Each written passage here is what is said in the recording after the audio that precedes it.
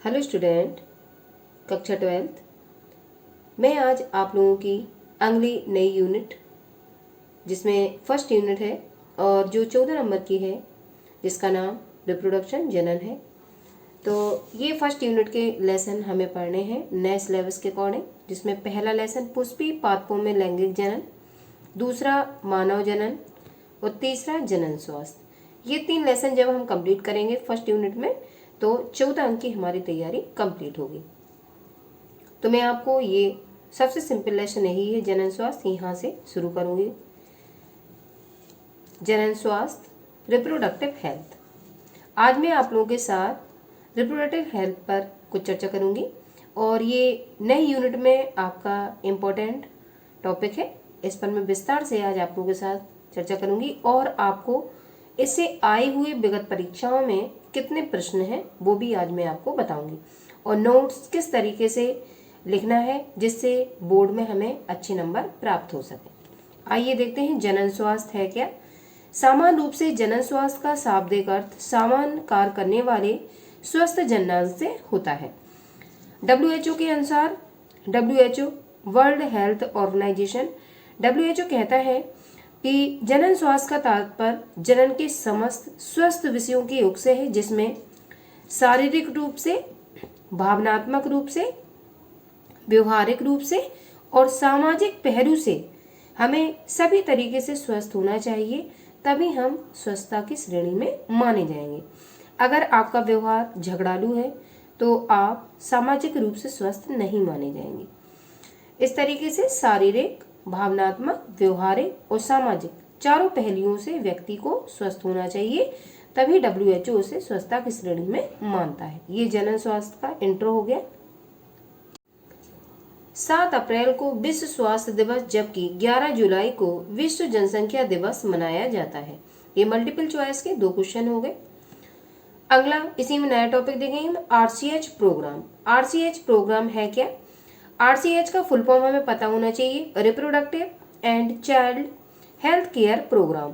ये पहले भारत सरकार ने सन 1951 में इसकी शुरुआत की थी और इसको परिवार नियोजन नामक कार्यक्रम के नाम से जाना जाता था, बट इसका नाम नया बदल के अब परिवार कल्याण फैमिली वेलफेयर कर दिया गया है। आइए देखते हैं RCH प्रोग्राम। भारत सरकार ने सन 1951 में परिवार नियोजन नामक कार्यक्रम की शुरुआत की। सन 1977 से 78 के बाद परिवार नियोजन कार्यक्रम का नाम बदलकर परिवार कल्याण फैमिली वेलफेयर कर दिया गया। आगे जनन एवं बाल स्वास्थ्य सेवा कार्यक्रम reproductive and child health care programme RCHP द्वारा जनन संबंधी विभिन्न पहलुओं के बारे में समाज में जागरूकता पैदा करना। तो ये RCH प्रोग्राम है, ये समाज में जागरूकता फैलाने का कार्य करता है कि हमें अपने जननांगों को किस तरीके से स्वस्थ रखना है। RCH प्रोग्राम के उद्देश्य जनन संबंधी विषयों की जानकारी।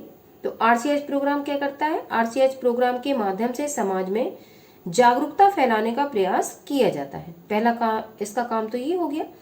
दूसरा, RCH प्रोग्राम के माध्यम से युवाओं को यौन या लिंग संबंधी रोगों जैसे एड्स, उपदंश, इसको सिफिलिस भी कहते हैं, और ये यौन संचारित रोग है ये आदि के संदर्भ में जानकारी एवं परामर्श दी जाती। परामर्श कहते हैं सलाह को,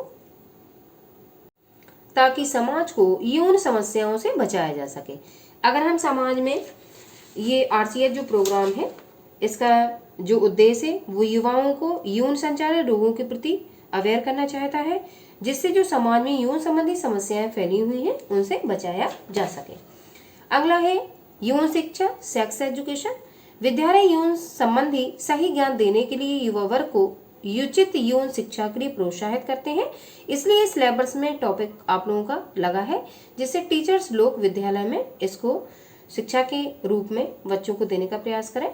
अभी तक सभी विद्यालयों द्वारा यौन शिक्षा नहीं दी जाती है, जिसके कारण भावी पीढ़ी जागरूक नहीं हो पाती है। अगला RCH प्रोग्राम का उद्देश्य है टीकाकरण, इम्यूनाइजेशन। RCH स्वास्थ्य विभाग द्वारा शिशु एवं गर्भवती महिलाओं को अनेक बीमारियों से बचाने के लिए इनमें टीकाकरण करवाता है, वैक्सीनेशन।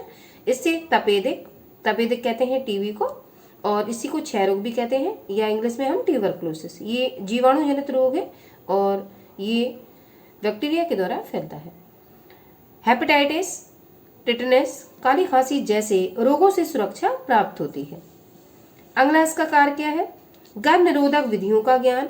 तो RCH जो प्रोग्राम होता है वो गर्भ को रोकने की जो विधियां होती हैं उनका जो ज्ञान होता है वो दंपत्ति को देने का प्रयास करता है। जनसंख्या नियंत्रण हेतु गर्भ निरोधन की विभिन्न विधियों जैसे कॉन्डोम का प्रयोग करना, गर्भ निरोधक गोलियों का प्रयोग करना, कॉपर लगवाना आदि से ही अवगत कराता है। इस कॉन्डोम का प्रयोग करने से, गर्भ निरोधक गोलियों का प्रयोग करने से और कॉपर प्रयोग करने से गर्भ धारण की समस्या से छुटकारा पाया जा सकता है। तो इन सभी संबंधों पे जो चर्चा होती है वो RCH प्रोग्राम करता है। अगला छोटा परिवार, स्मॉल फैमिलीज। RCH कार्यक्रम द्वारा एक स्वस्थ एवं सफल समाज के लिए नियंत्रित जनन, कम संतान तथा समाज में लिंगानुपात स्थिर रखने पर जोर दिया जाता है। तो RCH कार्यक्रम क्या करता है कि एक सफल और स्वस्थ समाज की वो कल्पना कर सके और जो जनसंख्या है उसको वो नियंत्रित कर सके और समाज में लिंग अनुपात है, स्त्रीलिंग और पुल्लिंग, लड़का और लड़की का जो अनुपात है वो स्थिर रखने पर जोर दिया जाता है। ऐसा नहीं है कि लड़कों की संख्या ज्यादा हो जाए और लड़कियों की कम हो जाए। कन्या भ्रूण हत्या के कारण लिंगानुपात सभी जगह अस्थिर है। अब ये टॉपिक मैंने क्लियर किया। अब इससे पूछे गए अभी तक विगत परीक्षाओं में कौन कौन से प्रश्न आए हैं उन पर चर्चा करेंगे। पहला, भारत में परिवार नियोजन कार्यक्रम कब प्रारंभ हुआ? तो मैंने जस्ट अभी आपको बताया 1951 में ये कार्यक्रम प्रारंभ हुआ था। दूसरा क्वेश्चन, जनन स्वास्थ्य से क्या तात्पर्य है? तो मैंने इसकी परिभाषा भी आपको लिखवाई। जनन स्वास्थ्य जनन के समस्त विषयों का योग है जिसमें शारीरिक, भावनात्मक, व्यवहारिक तथा सामाजिक पहलू भी शामिल। एक नंबर में आपको इतना लिखना पड़ेगा जैसा कि मैंने आपको आगे इस टॉपिक पे चर्चा की हुई है। अब आंसर राइटिंग किस तरीके से करना है एक नंबर में, तो मैं नोट्स आपको बता रही हूँ, इस तरीके से लिखेंगे आप लोग। अगला प्रश्न, विश्व स्वास्थ्य दिवस कब मनाया जाता है? तो ये 7 अप्रैल को मनाया जाता है। अगला प्रश्न, विश्व जनसंख्या दिवस कब मनाया जाता है? तो ये 11 जुलाई को मनाया जाता है।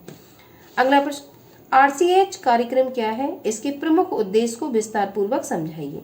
3 नंबर में ये प्रश्न पूछा गया था।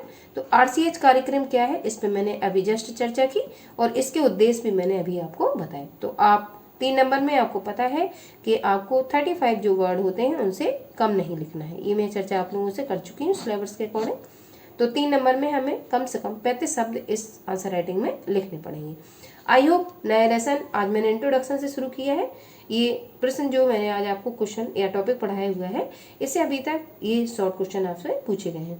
अब लॉन्ग क्वेश्चन इस लेसन के कौन कौन से इंपॉर्टेंट है और इनसे अभी तक कौन से प्रश्न बने हैं, प्रत्येक टॉपिक पढ़ाने के जस्ट बाद मैं आए हुए प्रश्नों पर चर्चा करूंगी। आप लोग नोट्स बनाते हुए इन क्वेश्चनों का जो मैं आपको क्वेश्चन करवा रही हूँ उनके तुरंत नोट से आंसर राइटिंग लिखेंगे तो आपको आने वाली परीक्षा में काफी लाभ प्राप्त हो सकता है। अगर वीडियो आपको थोड़ी भी हेल्पफुल लगती है कि मेरे पढ़ाने से आपकी थोड़ी हेल्प हो रही है तो आप वीडियो को लाइक और सब्सक्राइब जरूर कीजिए।